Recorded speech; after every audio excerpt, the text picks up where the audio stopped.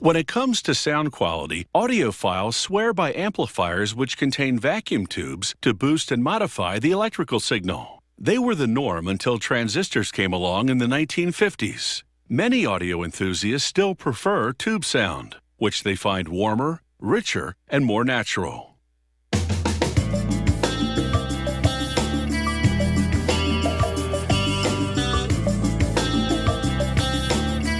Once standard in radios, phonographs, and televisions, today you see vacuum tubes only in very high-end audio equipment. They come in an array of models designed to perform specific sound-enhancing tasks. Technicians at this Czech factory first wind wire a precise number of revolutions with a very specific degree of tension. Then they clean the surface and weld it to a support structure. This completes the grid, one of the tube's main components. Next, technicians take the second main component, the cathode, and insert it into the grid. When the sound signal enters the tube, the cathode produces a flow of electrons. The grid controls that flow as it travels to the third main component, the anode.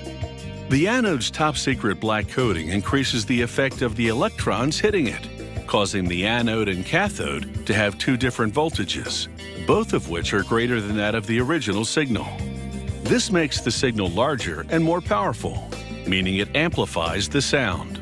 With those three components now assembled into one unit, the inside structure of the tube is complete. Now for the bulb, which will encase the unit. A glass blower skillfully crafts it out of hard laboratory-grade glass.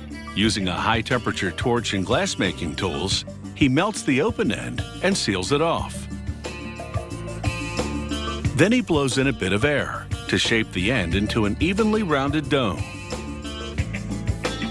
Now he mounts the bulb on a lathe to complete the shaping. Keeping the glass evenly heated, he blows in just enough air pressure to keep the bulb from collapsing inward. When the glass reaches just the right temperature, a die presses against it, setting the final shape.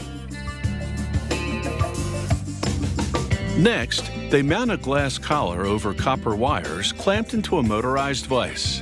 Then insert a glass straw called an evacuation port. As the vise rotates, they heat the collar uniformly with stationary torches. Using a handheld torch, they remove any stretches or runs in the softening glass. When the time is right, they activate a die to press the glass into the final shape. This completes the stem on which the tube's inside structure sits. The wires protruding from the top of the stem connect to the structure's terminals. Now they put this assembled unit on a turntable and center the bulb over it.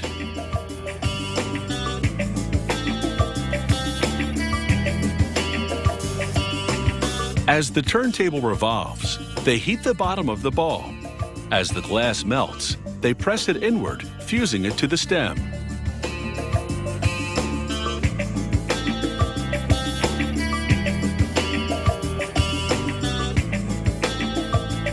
They remove the excess glass and continue heating to ensure the bottom is fully sealed.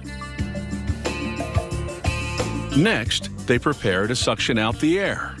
This step is critical to the tube's performance because air molecules hinder the flow of electrons. Technicians fuse the tube's evacuation port to the glass evacuation line of a vacuum pump. The pump then extracts the air through the port. At the same time, they heat the tube in a pull-down oven. This increases pressure inside the tube, creating a stronger vacuum. Next, they run an inductive heater over the tube. This dislodges damaging impurities, enabling the vacuum pump to draw them out. They target the stem area with a second inductive heater to draw particles called ions onto the glass permanently so that they can't later damage the tube. Finally, they connect the protruding wires to a plastic plug-in base. There are subtle technical differences between tubes of the same model, so the factory tests each tube, then matches pairs with similar performance features. This ensures they'll amplify sound evenly.